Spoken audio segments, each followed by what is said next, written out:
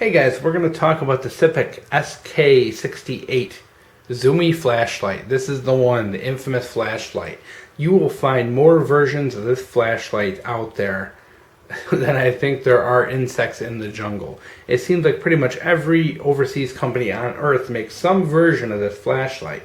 Now Sipik seems to be one of the best quality that I've handled, and trust me, I've probably owned at least a dozen of these zoomy, cheap eBay style flashlights over the years, and this one here is by far the best quality of any of them that I've bought yet.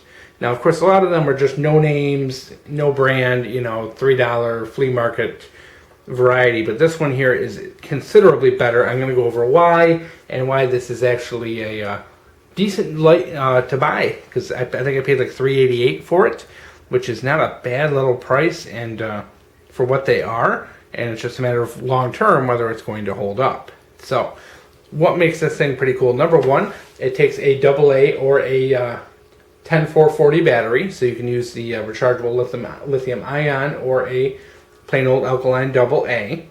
It puts out 350 lumens. Now, a lot of people you're going to see, this is the light you often see that's like 2,000 lumens or 3,000 lumens. No, you're talking, it says 350, but in reality it's probably more like 200 or 250. I think even that 350 might be a little bit exaggerated. Runtime on it's about a little over an hour. Nothing crazy at all there. The call to fame is this is the infamous zoomy flashlight. So basically what happens is you have, it comes out as a flood, and you can focus it down to a small beam, and when you pull it out you can see it's actually in the shape of the LED, so that's kind of neat. So once again, it's focusable, so shut that off so you guys can see again. So you'll see these all over the place. I mean, there's too many brands to list. Now this one, what makes it really awesome, number one, is it's got a lot of well-built cooling fins. A lot of these get really hot. A lot of the no-name brand ones I've owned get super hot, and after running this, I've had this on for about half an hour prior to this video, and it's still a little warm, but nothing to worry about at all. So whatever they've done in there construction wise to keep it cool is good. The lens is very clear. A lot of these show up with dirty, nasty lenses to them, cloudy, dirt under them, whatever. This is actually pretty clean and clear compared to a lot of them I've gotten.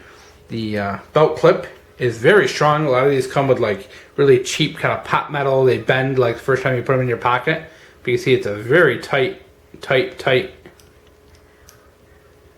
pocket clip that goes in with looks like, what are they, a couple of little Allen head wrenches.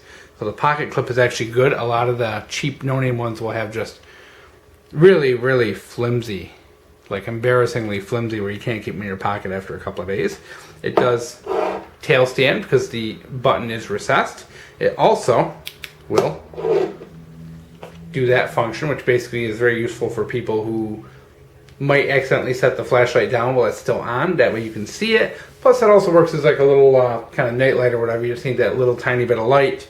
You can turn this puppy on and let it go like that, which is kind of neat.